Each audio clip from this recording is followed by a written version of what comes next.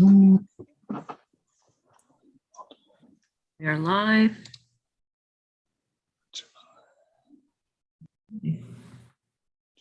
Thank you. So I call to order the regular council meeting of January 18th, 2022 at 7:33 p.m.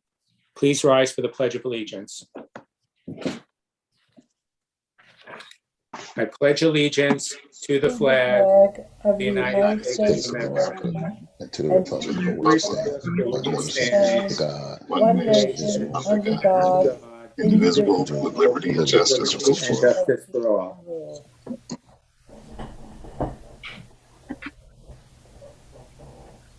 Or can you please read the statement regarding open public meetings? Sure. This meeting is called pursuant to the provisions of the Open Public Meetings Law.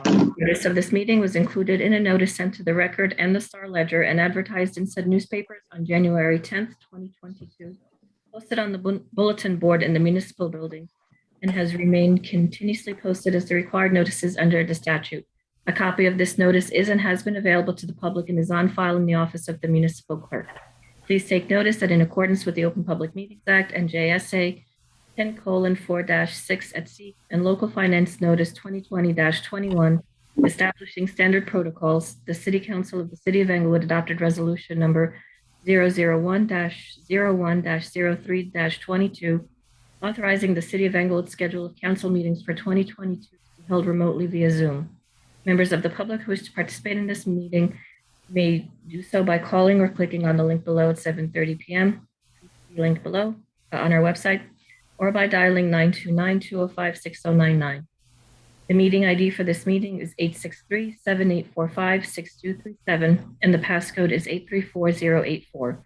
Individuals calling into this number will be able to fully participate in the meeting, including providing public comment.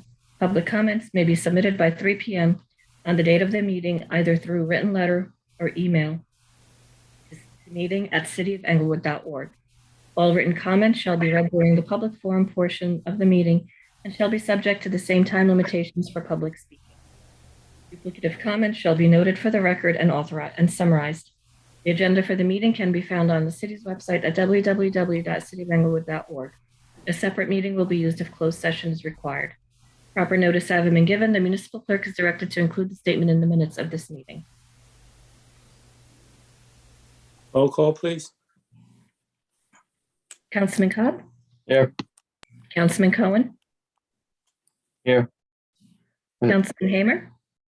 Here. Councilwoman Marin? Here. Council President Rosenzweig. Here.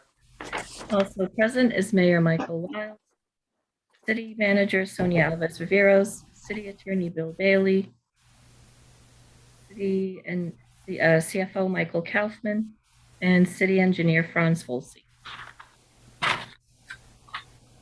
Thank you. So the first item on today's agenda is an IDA recovery update.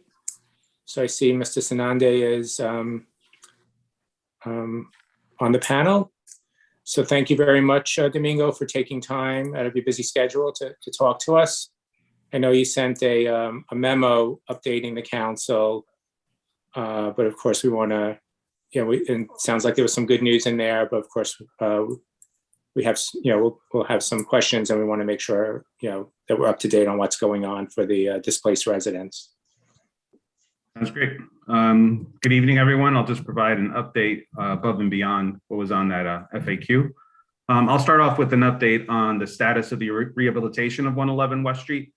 On January 7th, we had the bid opening for the replacement of the elevators. The winning bidder's price was approximately $1.13 million. Our specifications included moving the elevator machine room to the second floor from the basement so that the elevators can survive another flood. The Housing Authority is now determining how to fund the project. Yesterday, our insurance adjusters stated that insurance will fund less than half of the cost. We don't know yet what FEMA will cover. However, today, FEMA recommended we hold off on awarding the elevator contract until they complete their analysis, which could take a while. The winning bidder believes that it'll take at least a year or more from the time of award to get the elevators operational. So the longer it takes to get FEMA and insurance approvals, the longer it's going to be before the building is back up and running. Working daily, trying to expedite the approvals, but the reality is that it's just going to take some time. Aside from the elevator RFP, we hope to go out to bid for our new electrical system in February. The RFPs for the other building systems will follow shortly thereafter. Given all the hurdles we have to jump over, we still anticipate that the building will not be habitable for 18 months or more at this point. Regarding the displaced residents of 111 West Street, we've encouraged residents from the very beginning to seek permanent housing, given hotel stays will not be funded indefinitely. FEMA has informed us that money for hotels will not be available as of April 1st. We've informed our residents of the deadline. Fortunately, given the FEMA deadline, HUD has increased the amount of the Section 8 voucher for the residents in the hotels from around $1,500 to around $2,000 a month. So now finding an apartment by that deadline will be much easier. We currently still have exactly 43 hotel rooms as of today, but approximately 13 of the 43 households have already found apartments. So they'll be able to move into those before the March 31st deadline. So in other words, we have about 30 more apartments to find for our residents. So we're working on that diligently. The Bergen Family Center has provided terrific support to us in our efforts to house and also to care for our residents that are staying in the hotels. They've really gone above and beyond. So they have a staff person assigned to assist the residents in finding apartments. They also recently secured transportation from the county so that our residents can now get to ShopRite once a week. When our residents test positive for COVID, they manage the care of the residents, including bringing them food while they're in quarantine. Special thanks to Amy, Courtney, and Bridget for setting up that testing at the hotels. But Bergen Family Center, they're also, they secured grants to assist our seniors with their expenses. And of course, they will continue to provide mental health support to our residents. So they've really been a godsend to our residents, and we're grateful they're here in Inglewood. And it's not just them, the efforts of many individual volunteers, nonprofits, religious organizations, all of it has been truly appreciated. We can't name them all, but I'd like to sincerely thank them all. They provide, a moment of light for our seniors during these tough times. So that's my brief update. Thank you for the opportunity, and I'm available for questions.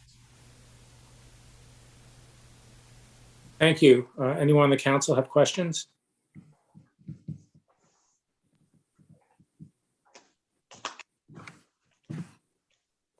Yeah, Ms. Marin. And yeah, I would just like to say thank you for all the hard work you've done. And, I'm delighted to hear that you've made so much progress. I'm not talking about construction. I'm talking about with your residents. So thank you so much. If I can make a suggestion, perhaps Dr. Rosenzweig, the Municipal Alliance funds or some of the other pass-throughs or grants that we get, we could this year kind of direct to Liz Corsini and the Bergen Family Center so that they can be used for, again, mental health support or expenses and all of that. I think there is some kind of independence of selection that the city has, and if we can direct whatever resource we do get from county or other sources, that could be helpful. Yeah, that's a great idea. Bill, how would we manage that? City manager. Sonia, Wayne and I get a form every once in a while that we need to sign. But I think the buck stops with the manager.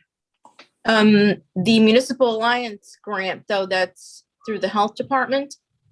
So you'd probably have to bring them in with regard to that. okay. There's several different buckets. So the health department's absolutely involved, and actually it's a chairperson. Deborah Baldwin is our coordinator, and she can be very instrumental in providing information about that. So we can have that discussion and come back to the council. It's but that's a very small number.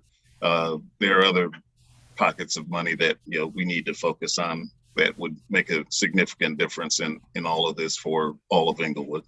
So I'll bring back some information to the council for consideration. Good.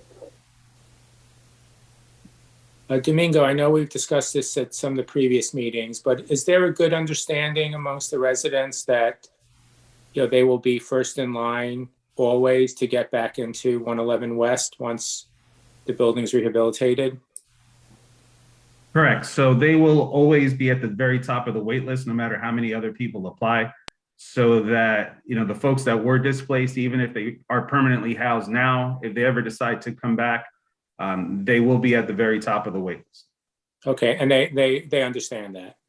Yes. Okay. We try to emphasize it. I say yes, but sometimes it doesn't get through. So we're trying to re-emphasize. There's, the folks that still remain at the hotel are the hardest to house for various reasons, some of them. And a lot of them is they don't want to leave Inglewood for a very good reason. This is home. So the thought of, moving to, we've had 20 apartments given to us by other local housing authorities. So for example, we have a 1-bedroom now in East Rutherford, a terrific facility with the county senior center on the ground floor, but it's very difficult for folks to, just pick up their whole lives and move, because these are all, our Inglewood people. So we are working with local landlords. Thankfully, because of HUD's increase to our fair market rents, we're able to potentially afford some of the higher end apartments in the area. So that's what we're trying to focus on, and we're trying to house everyone by March 31st. And they all know they can come back at any time. Once, it not to make it, difficult, but, depending on how many people leave, but they're always going to be at the very top of the list, no matter when they decide to come back, they'll be at the top above everyone else. Great.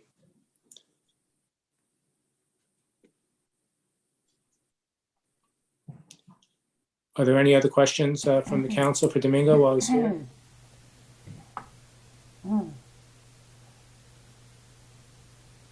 Good luck, Domingo. Thank you. Yeah, thank Thank you. Yeah, and just to echo what Ms. Marin said and the rest of the council, just thank you. I know this isn't the job you signed up for, but it's,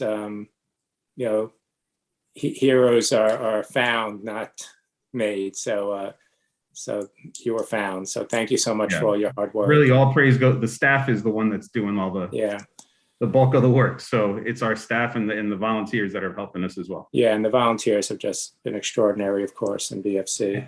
Yeah, and thank you for just recognizing Bergen Family Center. I know they're doing a lot of this, not with, funding behind it. So they've stepped up to assist us, but they don't really have the funding to do it. So I appreciate any, support that they can get from you. All right. Thank you. Okay, thank you. All right. Okay, so Yancy, I think you just sent minutes right before the meeting started. Are there any questions about the minutes? Yancy sent at I think 5:15 p.m. It's for the February 2nd, 2021 workshop. So this is a little bit less than a year ago. Yes. Okay. All right, so is there a motion to approve these minutes? So moved. Second. Roll call, please. Councilman Cobb? Staying. Councilman Cohen? Yes. Councilman Hamer? Oh, yes. Councilwoman Marin? Yes. Council President Rosenzweig?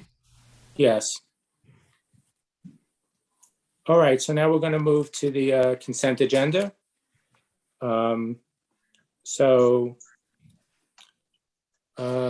Sonia, would you go through just what the resolutions are for tonight?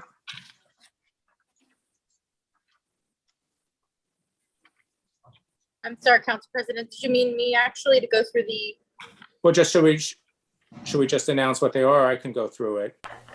So we discussed some of Alright, these at the meet. I can go through them, that's fine. Okay. The first resolution, do you want me to provide any sort of, Well, just like a bullet point about what it's about. sure, okay.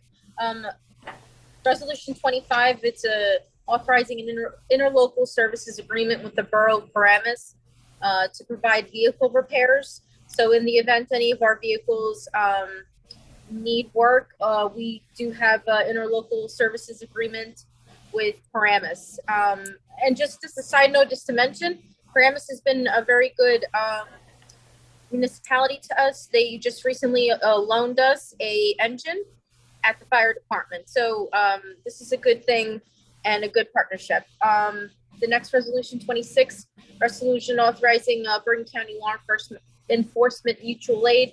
So this is in the event that we require additional resources from local law enforcement. We have the county at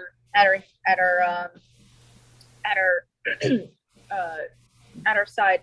27, authorize mutual aid special operations systems agreements for first response and protection.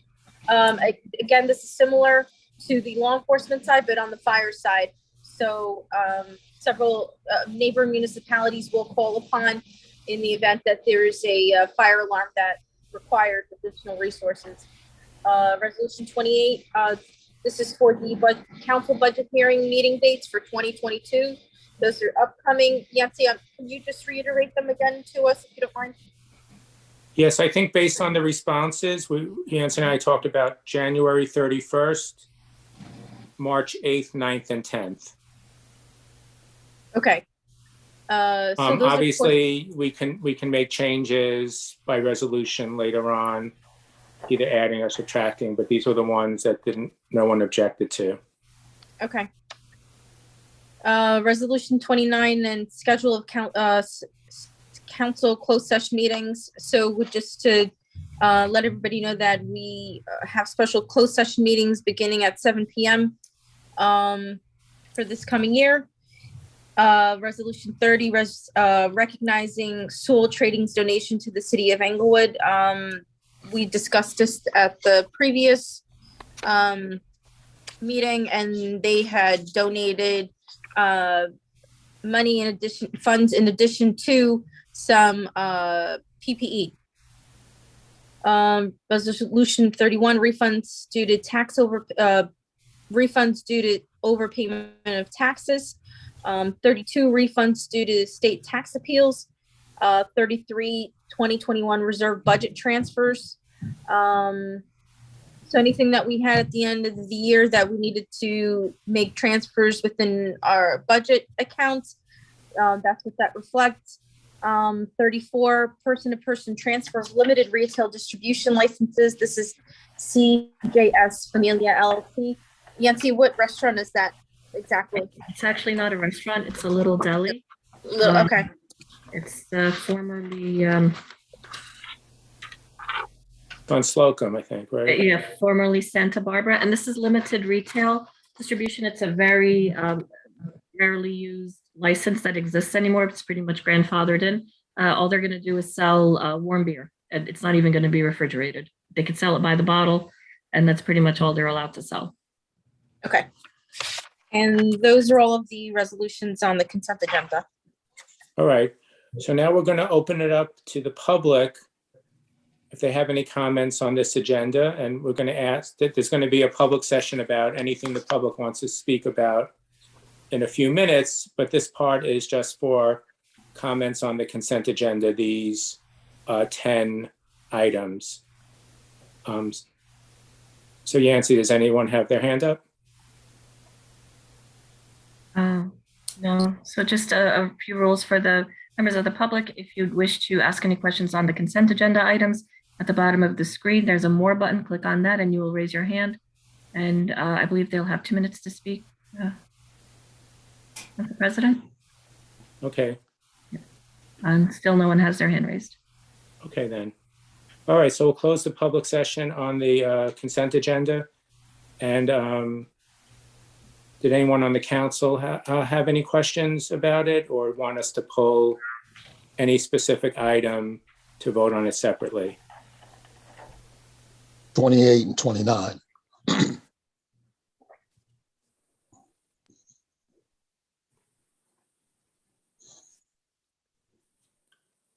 So were there any questions, or you just wanted to poll? Those dates don't work for me. And 7 p.m. does not work for me on a regular basis.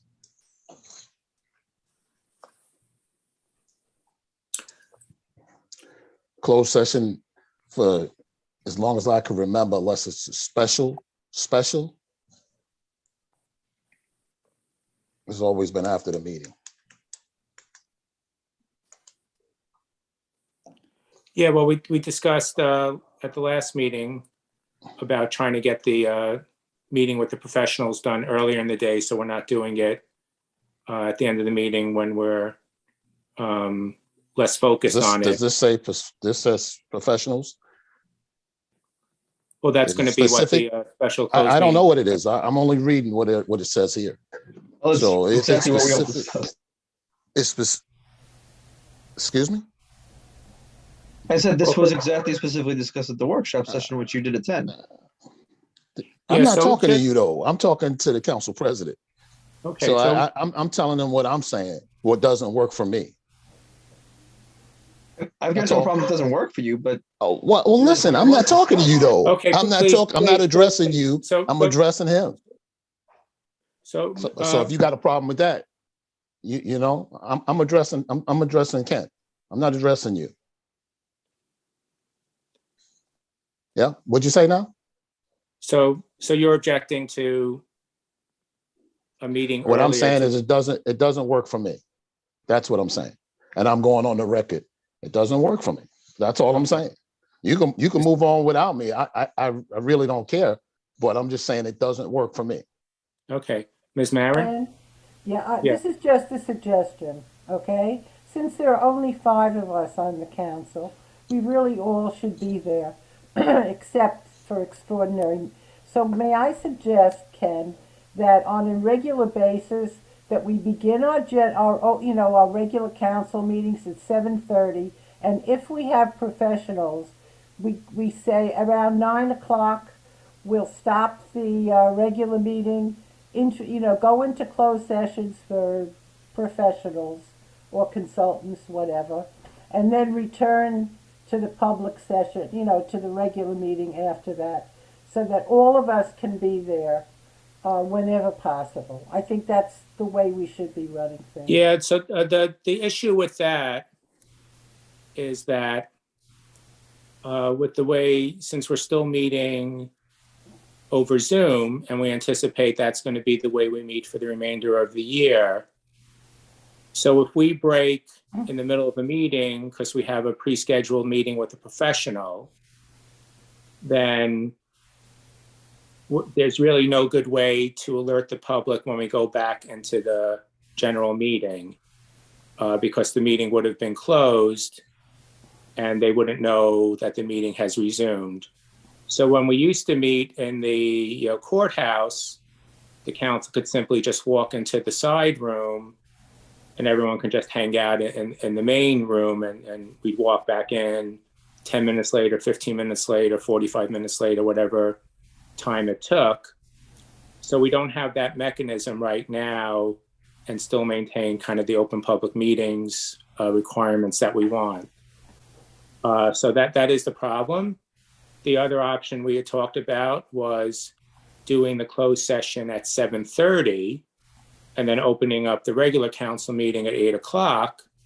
But, I felt that the public had gotten very used to having the council meeting starting at 7:30 and that to move it to 8 o'clock would be a kind of break in the tradition with that.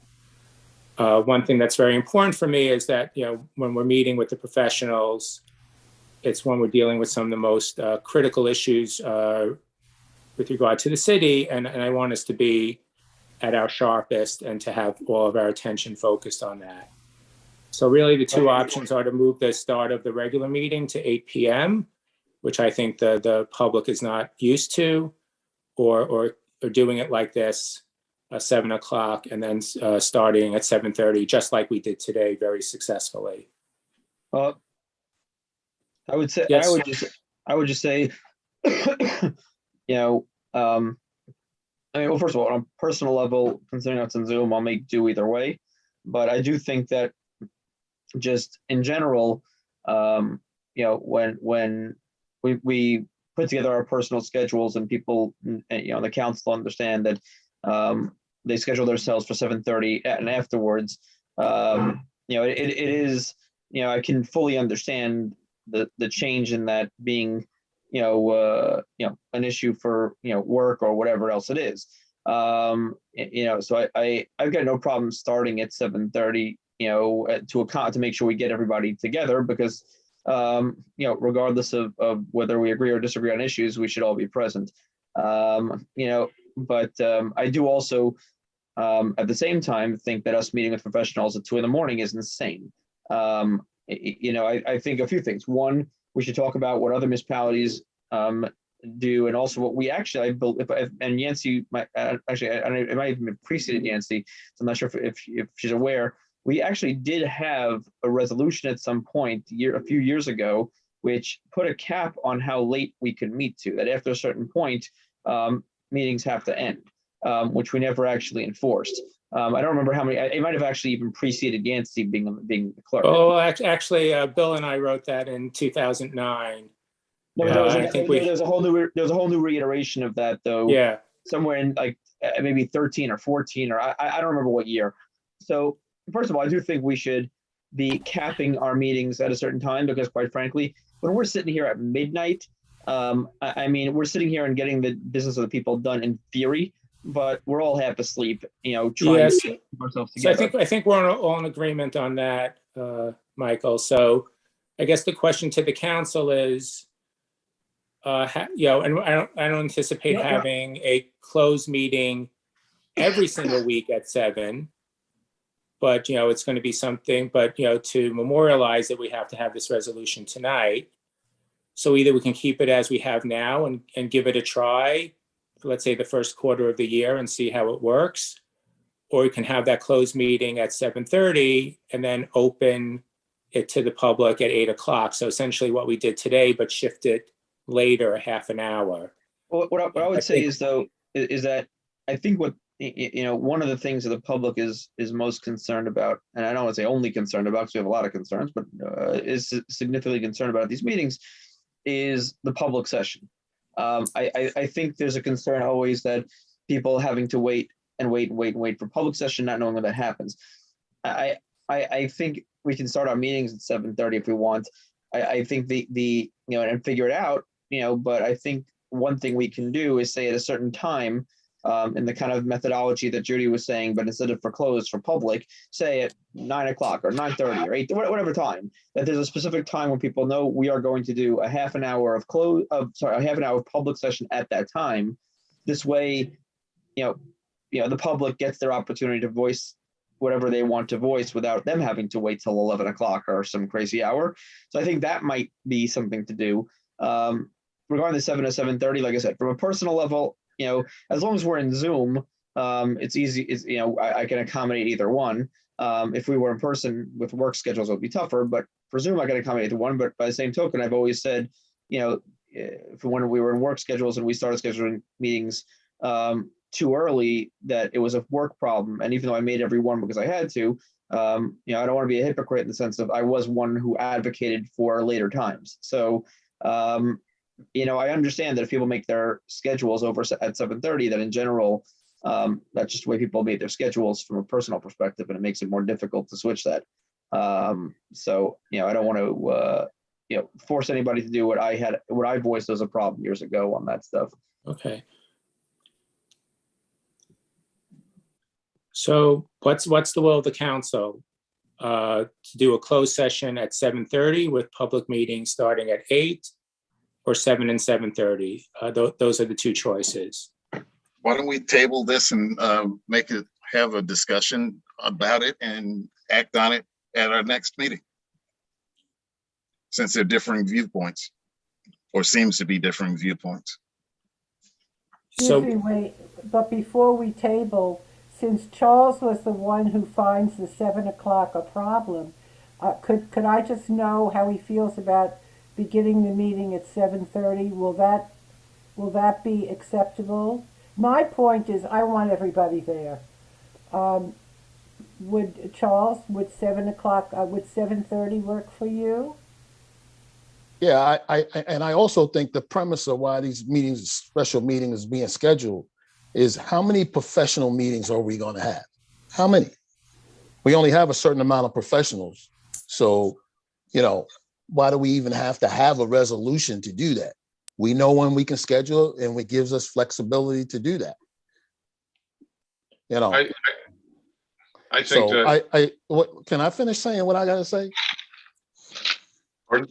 Then everybody else can have the floor. But this is what I'm saying. We don't even have a schedule for the professionals when they're coming in. And to Councilman Hamer's point, maybe we should table it and have the schedule. Then we could talk about that. Well, as you know, we went into closed session well over half of our council meetings last year. And it was, our labor attorney or JIF attorney updating us on, a court case that was on litigation that was going on. And that's what the 7 o'clock meeting would be. Instead of pushing those meetings to 11. What I'm saying to you is do we have everybody scheduled to meet at these times? That's what I'm saying. Do we have them scheduled already? No, we do not.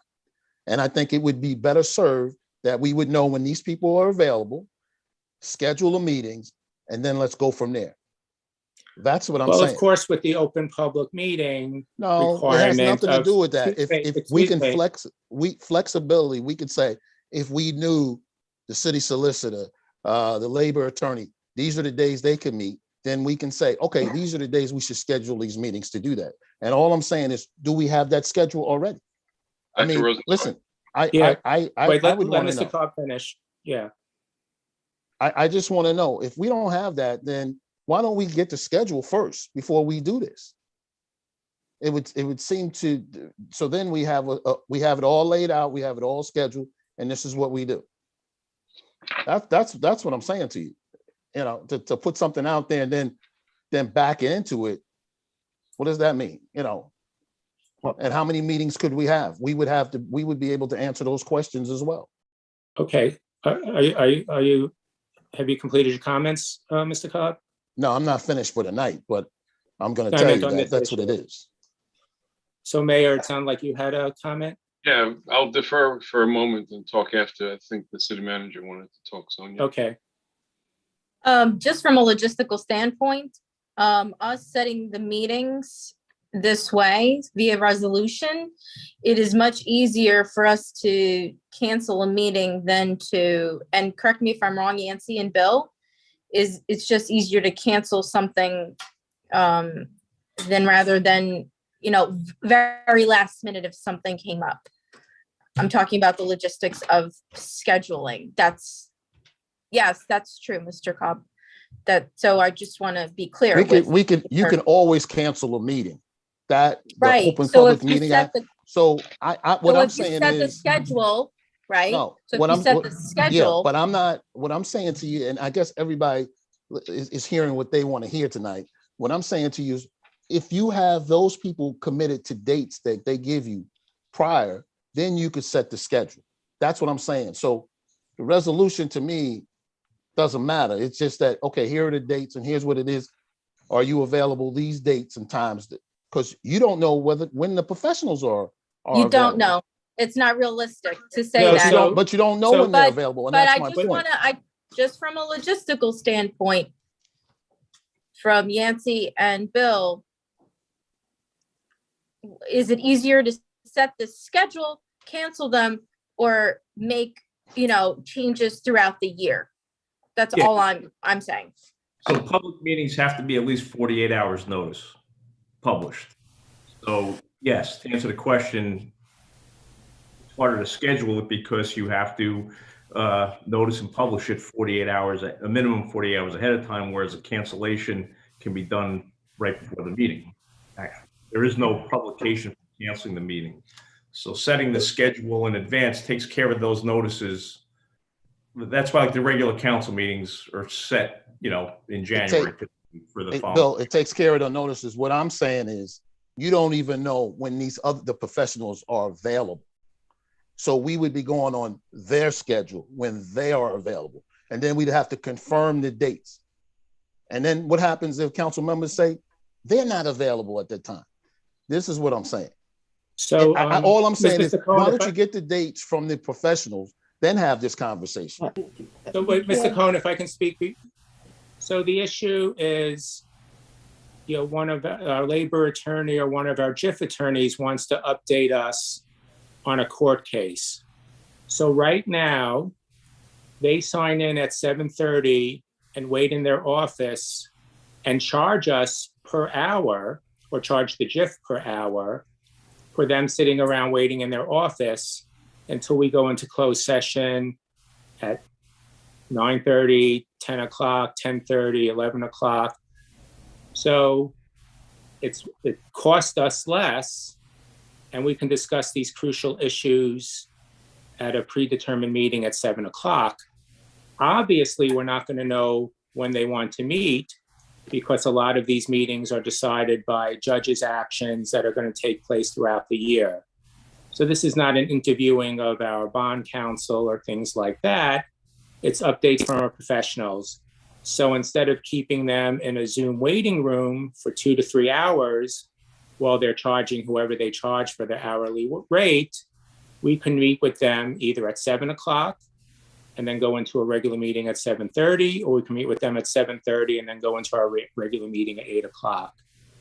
And because of the issues with the Open Publics Meetings Act, we wanted to get all these meetings on the schedule at the start of the year, because just like we said, we can always cancel a closed meeting.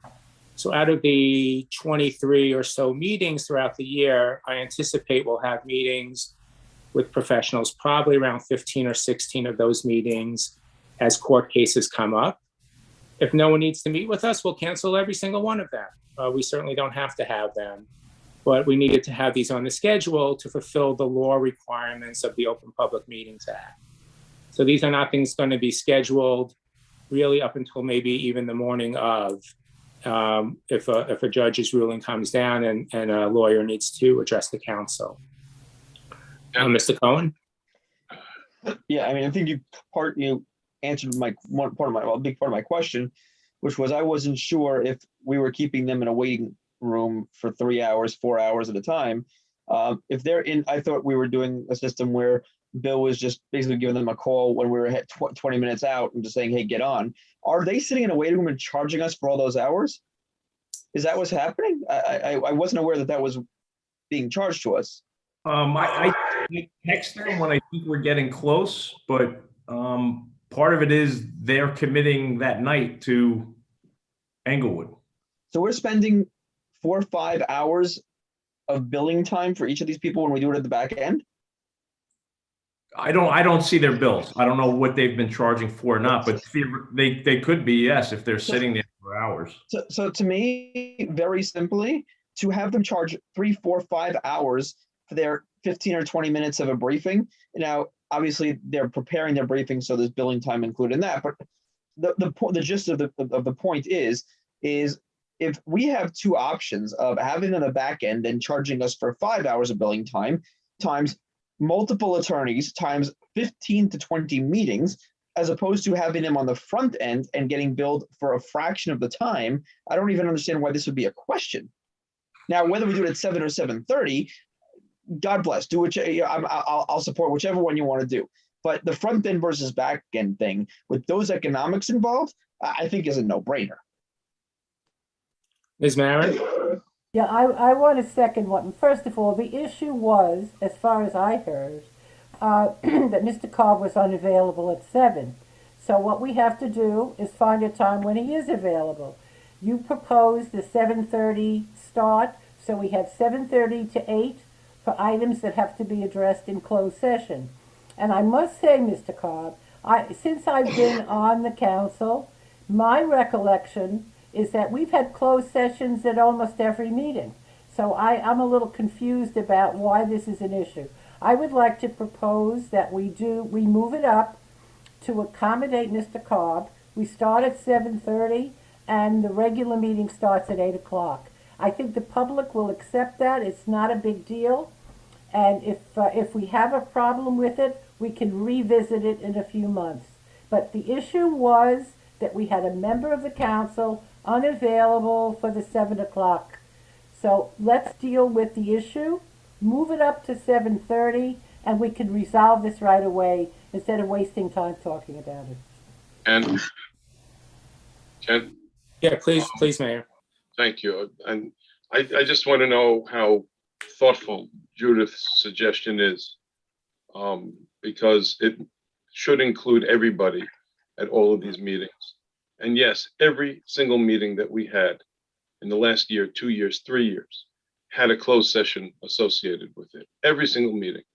And the professionals that show up could be our own professionals. It's unprofessional to have a chief of detectives in the Bergen County Prosecutor's Office wait till 10, 11 o'clock at night. Or our own police chief or public works if there's an issue.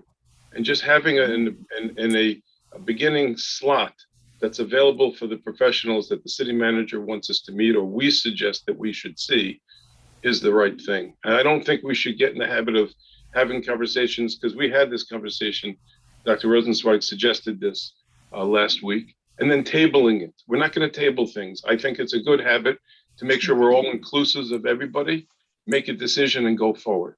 So I don't have a vote here, but I would suggest, since it's already about 25 minutes on this, that you close the issue, accommodate Mr. Cobb, and start at 7:30 to 8, and you have that block. If there's nothing for closed session, then you'll start the meeting earlier. You'll just put the notification in 48 hours in advance. But the idea is getting out before at a decent hour, having a bathroom break or something.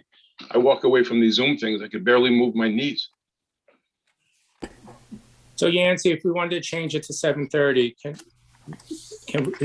can we do that with the, as mentioned?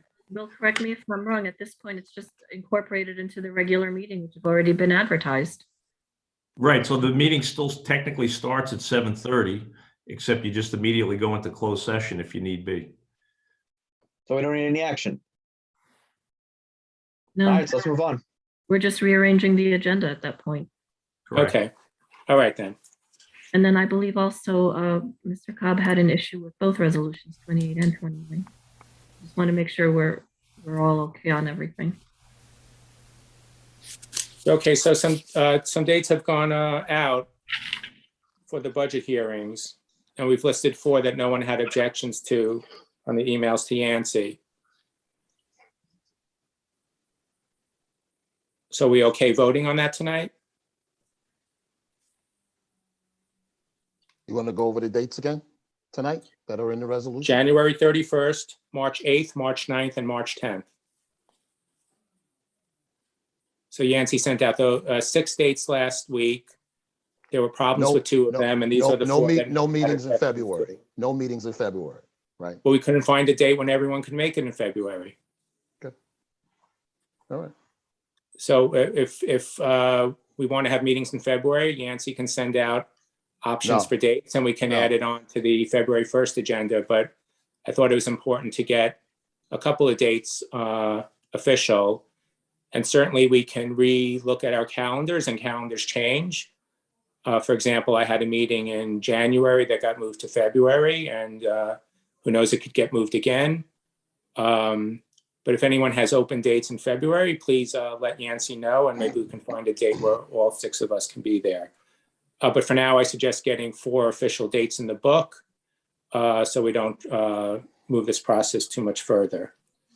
Okay, so I guess so Yancy and Bill, based on it, we can just remove number 29, and we're just going to go into closed session at the start of our regular meetings. So would we need an official motion and second to table, Bill, for number 29? That's correct, yes, and I think Councilman Hamer had, I don't know if it was moved, I don't know if it was second. No, it wasn't a motion. That was just a suggestion. We didn't move forward on, and it wasn't seconded. And I didn't make a motion, and it wasn't seconded.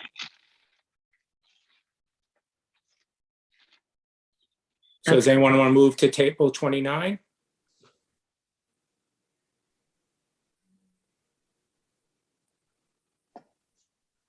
Can we just not vote on it? Or does it have to be tabled? No, you can just not vote on it and remove it from the consent agenda. Okay, so let's just have a vote on numbers 25 through 28 and 30 through 34.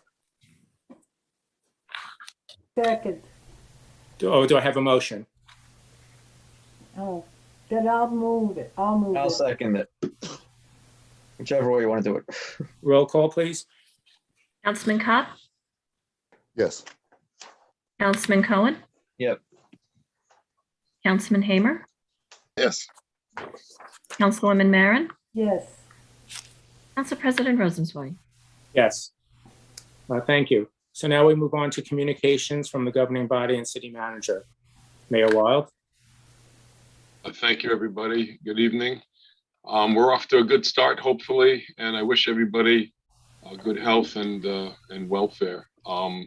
Just to go through some general updates. Hope everyone had a meaningful Dr. King, Martin Luther King Jr. Day. Pastor Thompson, again, thank you for your wonderful Ebenezer 52nd annual celebration. On COVID, we hosted this past week Warren Geller from the Englewood Health and Michael Marin from Holy Name the week before on my Coffee with the Mayor sessions, along with the staff to go through COVID updates.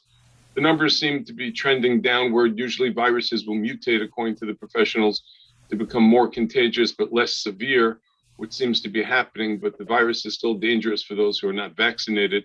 For people who have had COVID recently and still in need of a vaccination, the second shots or booster shots, you don't need to wait an extended period of time. The standard has been, according to the CDC, 5 to 10 days. As long as you're feeling better, testing negative, it's sufficient for you to receive the shot. Please don't go to an emergency room, especially if you're not symptomatic or have mild symptoms. Be in touch with our health department. Nurse Murdoch is doing an extraordinary job.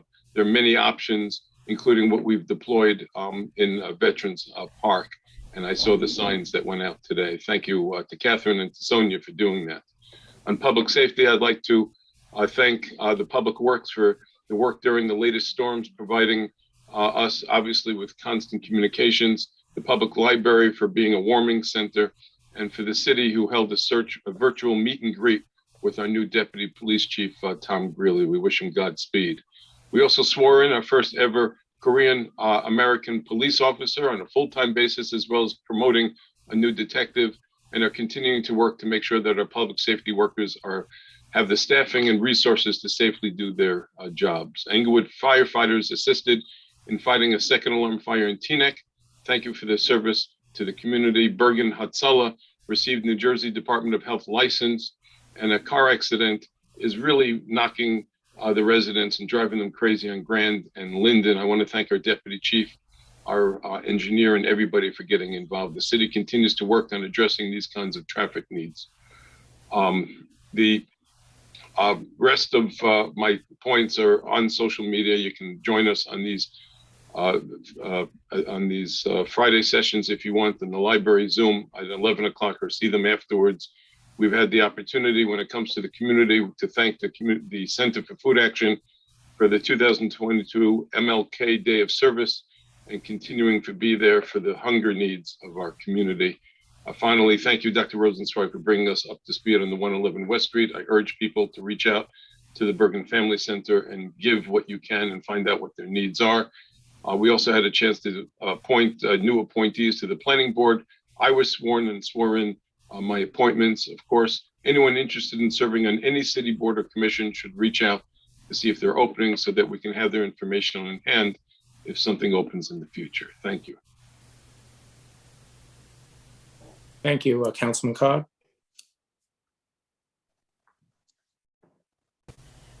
I'd just like to thank everybody for attending this meeting tonight and for the meetings that they have attended in the past. I want to thank all the nonprofits for all they do for the city of Englewood, because clearly they have been the glue through this whole process, whether it be COVID-19 or it's been the IDA recovery. I think it's important that we recognize those people, and I think that the city should be the catch basket or the net, provide that net and continue to provide that net until all the people have been safely secured in a residence where they can live outside of their hotel room and they can get back on their feet.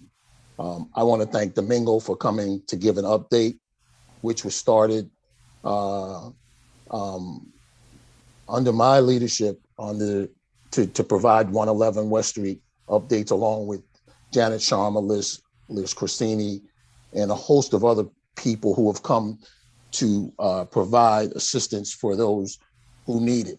And as I always say, the city is not going to move forward unless these people are helped and they can participate in this. One of the things that I've requested, and I'm going to ask the council president to explain to me right here in the open session, is I wanted to have an update on Alfred Avenue, and either I can't see or not, it wasn't added, as well as the reappointment of the judge. I want to know why, as a council member, I wasn't informed of my request not being or being left off the agenda. And if this is the kind of business that we're going to do, then I'm going to address it in this format, because that's very unfortunate. And if you want to take something off the agenda that I put there, I should have a call, and we should have a discussion about these. These are issues that are important to the residents. And when the residents are ringing me up, I want to have answers to them, because I serve them, they don't serve me. So I want Ken Rosenzweig to tell me why these things are not on the agenda tonight. Ken? All right, well, these are not my public comments. So Mr. Cobb, you informed me that 3 things you want to be on the agenda. That's correct. That's correct. And Alfred Avenue and city appointments are on the agenda. They're going to be in closed session because of discussing appointments and potential litigation. So we will be discussing them tonight. And I apologize. Discussing Alfred Avenue tonight? I didn't, excuse me. Oh. I apologize. I didn't inform you that all 3 would be discussed tonight. Alfred Avenue is going to be discussed tonight in closed session? Yeah, at the advice of counsel, that's something we can need to discuss in closed session. So I guess my question is, why wasn't I informed of that? Like I just said, I apologize. I should have emailed you back, but I didn't. I apologize for that.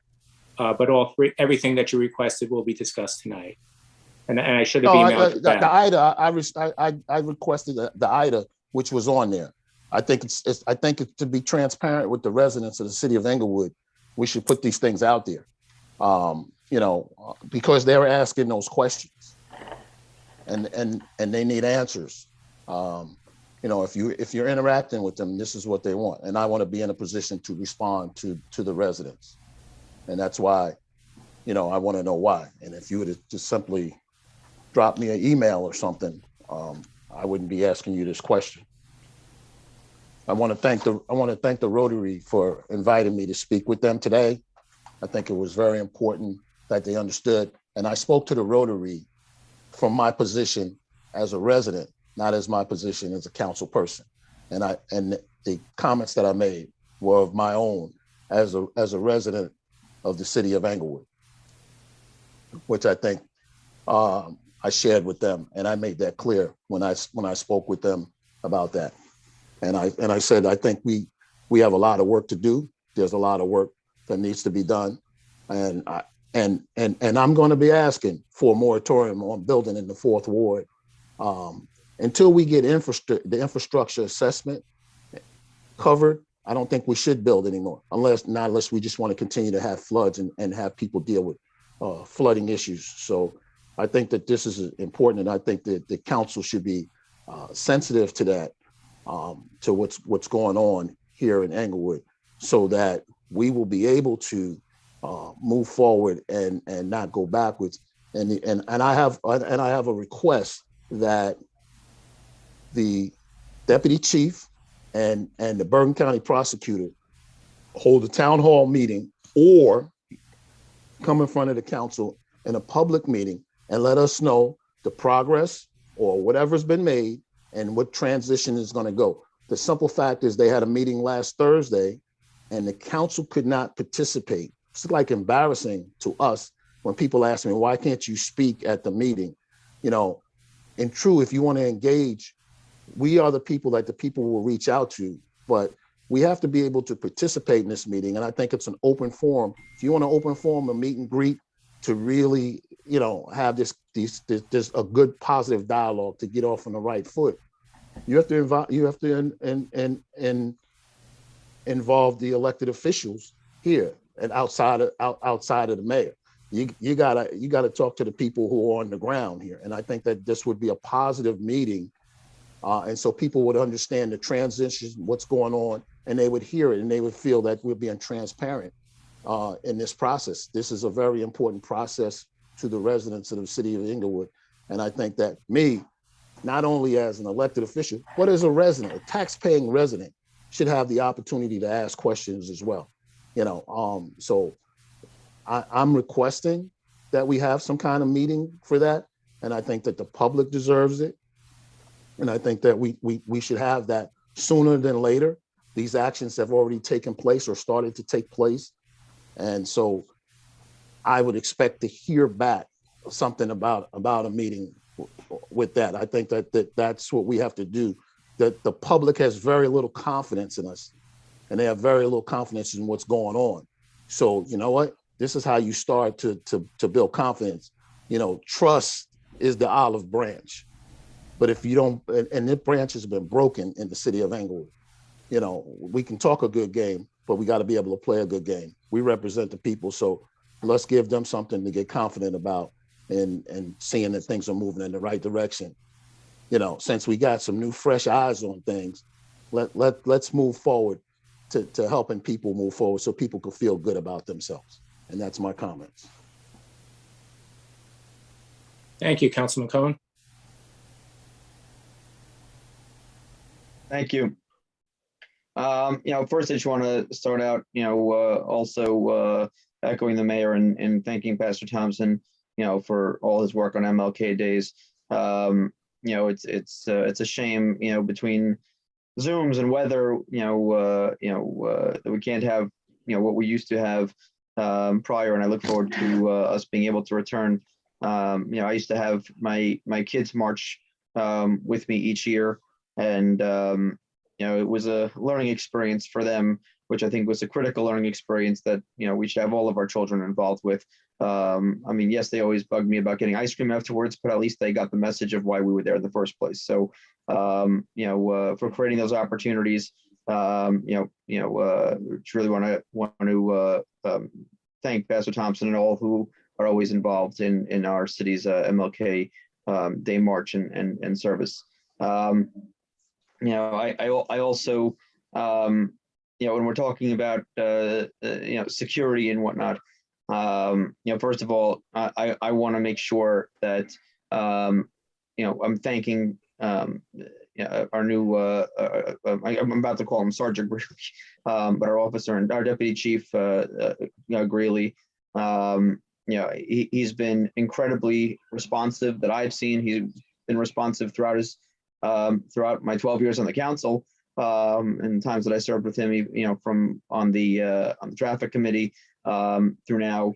You know, he's the first, you know, I mean, I you know, he had some real personal difficulties this week and still made sure to be on that meeting, which, you know, anybody else would have canceled. So I think, you know, the way to build confidence in our security is to recognize that we have a deputy chief who is, you know, been with our force and has had a great record for a very long time, and, you know, and deserves our support and deserves our appreciation and deserves for us to make sure that the public sees that we support him. Because if the council doesn't demonstrate support for its own personnel, why would the public do so?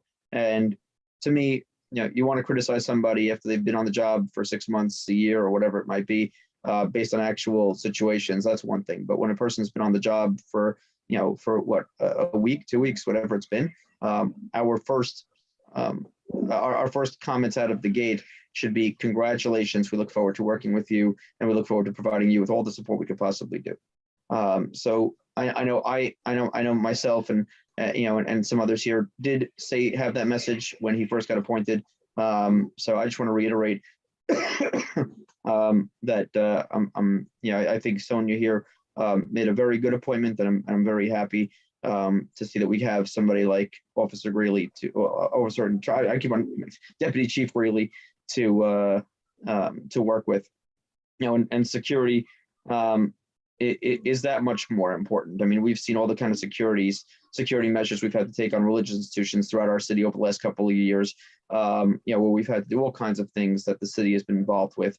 And we all saw what happened in Colleyville, Texas this past weekend, when you had an individual raid a synagogue during Sabbath services, holding hostages for hours and hours and hours and hours, and creating nightmares of what we remember happened in Pittsburgh and Poway and other situations over the last couple of years. So to me, security is paramount. We need to make sure that if we're going to have proper security, we have to have confidence in our people who provide us security. And in the wake of what happened this weekend, I think this is a time that we need to, first of all, thank our security forces for those kind of situations, and give them the support they need to make sure that, God forbid, none of the religious institutions in Englewood or in Bergen County or New Jersey or anywhere should ever be subject to those kinds of situations. Anybody of any faith going into a religious service should be able to know that they can go in and provide and do whatever whatever they feel, whatever service is happening in that particular place of worship, without having to look over their shoulder and worry about a gunman coming into their midst and threatening them and their children and their way of life. So to me, it's a time of recognizing that Englewood is very lucky that we have not had to deal with anything of that level of nature. Although we've had little incidents, we haven't had something to that effect, and we should just continue to work with all of our security personnel in making sure that continues to be the case.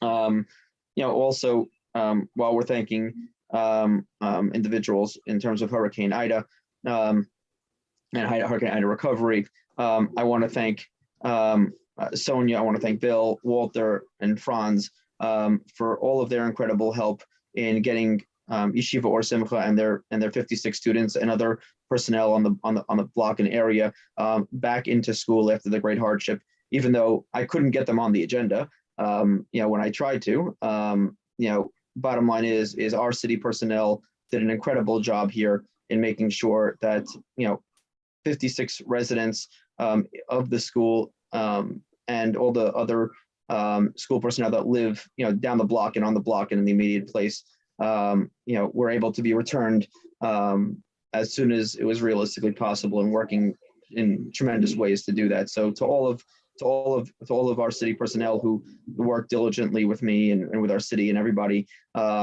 in making sure that happened as expeditiously as possible, really, thank you so much to all of you. The other thing which I want to put out there is also, that I've been getting calls over the last couple of weeks again about our cannabis situation, and we all knew that as we had many conversations back in the summer, that there would be a first wave of companies and entities that would be willing to be able to come to towns, and which would be the safest, most known and best entities to work with if we decided to work with them or not. Regardless of which way we wanted to go, it was understood that there were deadlines that the state provided when that first wave would start. It was said, let's put a committee together. I had said at that point that we need that committee then to work incredibly expeditiously, so that the decision is not made for us where we lose the opportunity entirely because a committee just buys time until all the first wave is done. We're sitting here on January 18th, and to the best of my knowledge, that committee still has not met. So I would just say whatever it is we're going to do, and I'm not here at this moment pressing for one way or the other on the issue. What I am pressing for is that this city moves expeditiously and gets this situation done, I would ask the council president to do whatever is possible to expedite the situation, to get a decision, whatever that decision is, so that we can make sure that when we get calls from companies and entities, people that also work in Englewood, that are Englewood residents who want to invest in Englewood, that we can actually give them an answer, which isn't, well, we formed the committee in August, which hasn't met yet. So I'd like to be able to, just get, to know that whatever system, whatever way, whatever it is, let's do whatever it is to move the issue forward one way or the other and come to a conclusion so we can actually know what it is that we're doing. With that, thank you everybody for joining the meeting. And I wish you all a good night and thank you for being here. Thank you. Councilwoman Marin? Okay, well, a little belatedly happy New Year to everyone. I'm hoping for a peaceful, healthy New Year, certainly better than the one that we just experienced. Martin Luther King, a spectacular human being who left us much too soon. May he rest in peace. I have one request. The Women's Club of Englewood awards scholarships every year to Englewood students. I was very surprised to hear that we had not received applications from Dwight Morrow High School for our students, and I have been trying to reach the principal unsuccessfully. So if anybody can help me contact someone at Dwight Morrow to link them up with the Women's Club, I really don't want our students to miss out on the possibility of receiving these scholarships. Anyway, thanks a lot. Thank you, Councilman Hamer. Thanks to everyone in attendance, and just a couple of points that I just want to raise. Many of us observed the MLK holiday on Monday, and there are a lot of ways that we can observe, and there are a lot of things that can be done. Perhaps a day of service, might be considered, and come up with ideas for participating, in that as well as the different types of observances that take place across Englewood and throughout the county. Just want to remind people that COVID isn't over, and there are a lot of mental health challenges that people are facing. There are a lot of needs that people are experiencing, and whatever you can do personally, and most of us aren't trained, but kindness does go a long way, and a little bit of consideration and listening to what people have to say may make all the difference in the world. Do want to thank two residents, Courtney Suffren and Amy Bullock, who, along with the organized religious institutions, we have a Community Baptist Church, and I think it was a Havatorah that hosted COVID testing, and then the city wasn't able to get it done early, but somehow a testing was set up and arranged for Depot Square, so that was a good thing. Whatever we're doing, we do need to coordinate and communicate that information out so that we can reach everybody who needs to be touched, and it does make a difference. So maybe we can start exploring ways to communicate and coordinate whatever efforts are being done. There are a host of things that need to be discussed, but we'll get to those things. Anyway, thank you all, and have a happy New Year. Thank you.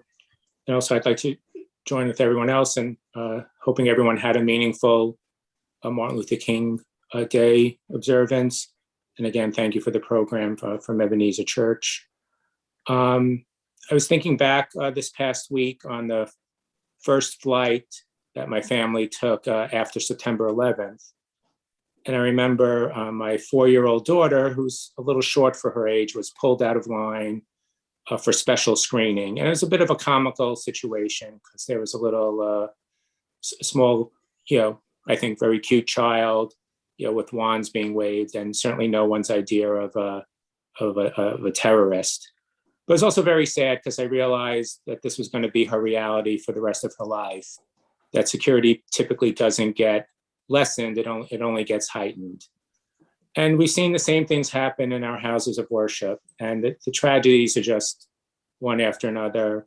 Charleston in 2015, Pittsburgh 2018, Poway, and then this past week in Coleyville. And it's very terribly sad to me to see every aspect of our lives has become more focused on security. And someone can't even go to worship or service God without having to go through a security check. And it's very sad to me because I know and I suspect this is going to be the way of life for the rest of our lives, where before I walk into synagogue, someone's going to check my bag, someone's going to look at me, ask me questions before I can go in. And it's just very disheartening to me that this is probably just our future. I'm proud that our Englewood Police Department has always been extremely responsive and helpful to all the houses of worship in town. And I'm glad that that continues. And of course, the City Council will do everything in its power to protect the safety of our institutions, our residents, and our visitors. Thank you, and everyone have a good night. Ms. Alvarez Vivieros. Thank you, Council President. Not to sound like a broken record, but just a couple of things. The city did work on a testing site. It was a 45-day month-long transition, so it took longer than anticipated, but we're glad it's up and running. Additionally, we had an OEM meeting this past week with our professionals, including of course, our OEM coordinator, with Sunday into Monday night, into Monday morning storm. So those are ongoing. Those are the behind the scenes to make sure that between the three departments, DPW, fire, and police, that we have a coordinated emergency plan for our residents. I want to thank the senator for moderating the meet and greet for the deputy chief. To clear the air, this meeting was solely for the community. It was an opportunity for community members to ask questions outside of a council meeting, which at times can be limited to 2 minutes and to a very short period of time. This was solely to have the community to meet the deputy chief and to ask questions and to put a face to the name. The word transparency, it is about visibility, empathy, and vulnerability. And I believe that that was what that meeting was about. So we have a lot of work to do within the police department. The DCPO is still here. Our agreement, so everybody understands, is up until the end of March 31st. So it is a 12-month agreement. So they are still here monitoring the department. Just to also clarify the Mr. Cobb's comments with regard to council members making comments at the meet and greet. There are Open Public Meetings Act. So Mr. Bailey, just to clarify that with regard to participation by council members. Yeah, if you have, in Englewood's case, given there's 5 council people, 3 or more council members, while in certain events they can observe, once there's participation, that being speaking, interacting, then it potentially becomes an Open Public Meetings Act violation unless that meeting was duly noticed on 48 hours, published, and then and so on. So that's the difficulty with that, because it would then become potentially an Open Public Meetings violation. It's similar to when, like, elected officials, even electronic meetings, if more than a quorum start having a dialogue via email, that can be deemed an electronic meeting. So that's why sometimes things are sent and it's do not respond to it, so that there is no give and take or discussion. Once there's any type of discussion or talking, then it potentially triggers a public meetings violation. Thank you, Mr. Bailey. And just to answer Mr. Cohen's comment with regard to the cannabis committee.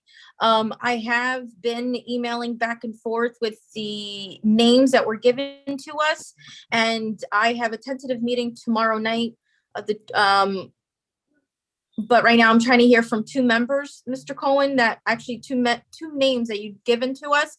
So if you could please reach out to those people, because some of the names and the phone numbers and the emails we were given were not, I don't know, maybe they were written incorrectly or whatever the reason is. We had a hard time reaching out to people. So if we can't hear from everyone tomorrow, which I will lead the charge of this meeting. We will then meet on the 25th. So that is in the works, because there's some decision making that I believe Mr. Bailey by March 15th will have to bring to the council for consideration. I'm sorry, can you say it again? For the cannabis committee, there's some decision making that we have to make by March 15th. There's a deadline.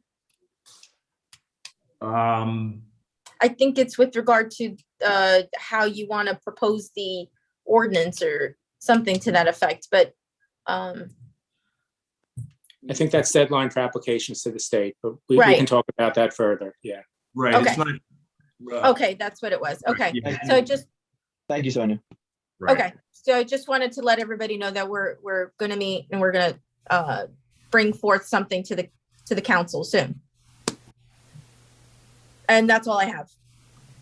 Thank you very much, Ms. Alves Rivieros. Oh, I'm sorry, I forgot one thing out of the meet and greet. I apologize. There were questions with regard to demographics of our police department, and those have been posted, including the table of organization on the police department's tab on the city website. Okay, thank you. All right, so now we're going to move to public session. Any member of the public wishing to speak is asked to raise their hand. To be placed in queue to be called on to speak. Speakers are requested to give their names and address and have 2 minutes to speak. And the rules that have been discussed at previous meetings are, of course, still in effect. Ms. Weiser, do we have anyone? Sorry, yes, we do, sir. I was just setting up the clock. Okay, one person has their hand raised right now.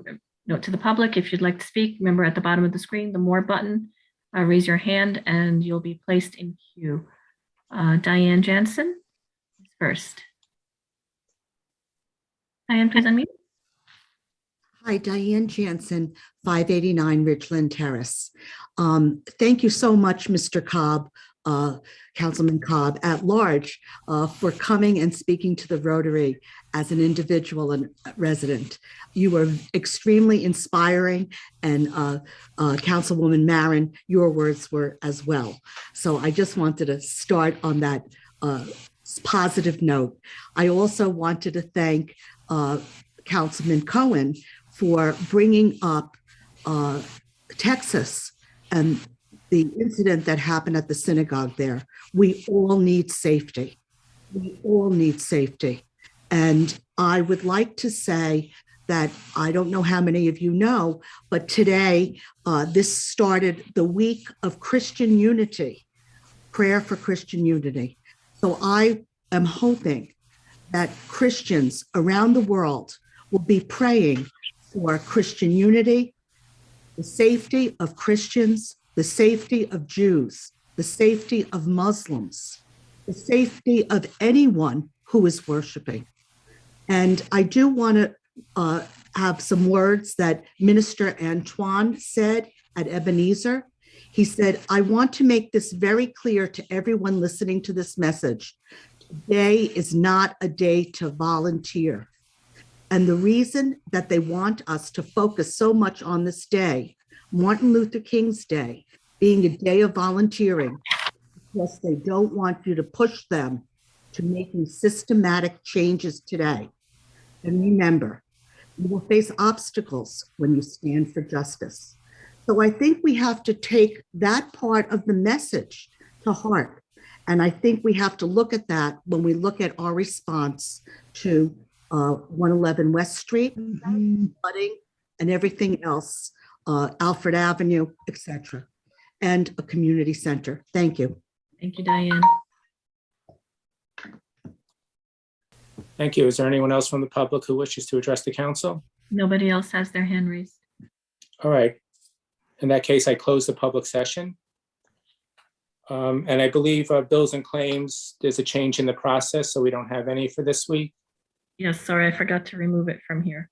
Okay, that's no problem. And just to, if you'd like for me to explain or Michael to explain, there was no, Edmunds isn't up and running yet. It's still being updated into this year. I don't know if you'd like for him to explain better. Yes, Sonia said, okay. Yes, please. Michael? Yeah. Can you explain why Once, there's no bills list? yeah, once we roll over to the new year, which we are finishing, just finished all the bank reconciliations, close purchase orders, do all that stuff, then we roll over to the new year and we can start charging stuff to the new accounts, pay the old accounts. So we're just waiting. We should be rolling over this week into next week, and then so the next meeting we'll have a bill list. Okay, Is thank that you. Edmunds? Is that you? Edmunds is our software. Yeah, so why is there, today is the 18th. Why is there, gonna be a delay in the rollover? Why is There's that? no delay. Usually it's 2 weeks. So usually the meeting, the second meeting, a lot of times is the end of the month. Now it's pretty towards the mid of the month. So the bill list would have had to be done last week. So there wouldn't have been enough time anyway. So Okay. All right, thank you. Okay, so now we're going to move into closed session, discuss litigation and appointments. Would you like me to do the resolution, Council President? Yeah, please. Be it resolved by the governing body of the city of Englewood that a meet in closed session pursuant to subsection 7 and 8 regarding litigation, contract negotiations, and appointments. Be it further resolved, discussion conducted in closed session can be disclosed to the public upon taking final action thereon, provided it does not constitute an undue invasion of privacy or violate the attorney-client privilege. And be it further resolved that although the council could reconvene in open session, it is not anticipated it will take any action at that time, and it will be merely to adjourn the meeting. Do I have a motion? So moved. Second. Roll call, please. Councilman Cobb? Councilman Cobb? Yes. Yes, thank you. Councilman Cohen? Yep. Councilman Hamer? Yes. Councilwoman Marin? Yes. Council President Rosenzweig? Yes. Okay, everyone, I just sent you the link a little while ago so that there was no confusion with which link to go to. So please check your emails. You'll see it there. I was just gonna ask Thank that you. same question. Thanks, Kenzie. All right. Bye, Night, Franz. Ron. Drive safe home. Okay.